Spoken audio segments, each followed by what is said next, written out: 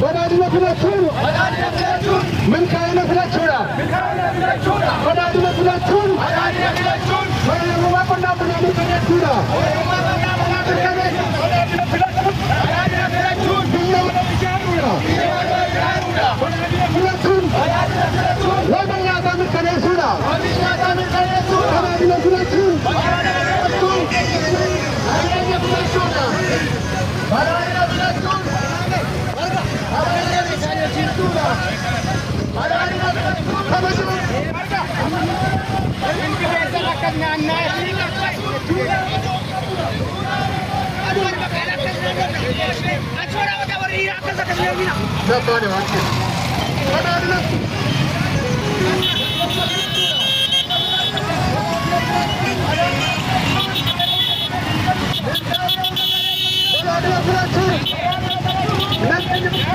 Nageenya mirkaneessuudha.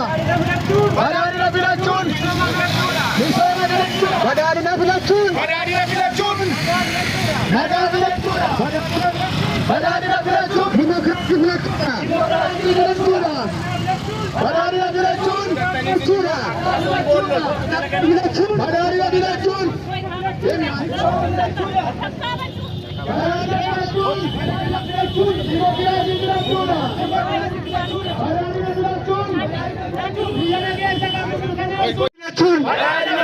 misooma waliin filachuudha.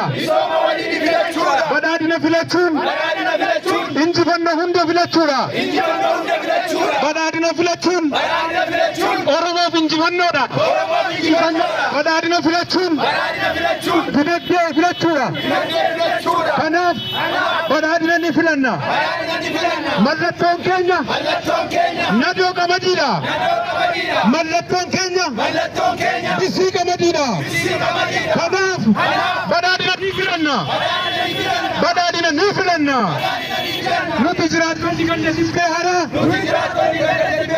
guyyaa har'aa kana injifannoo badhaadhinaa milkeessuuf karoora imala badhaadhinaa galmaan ga'u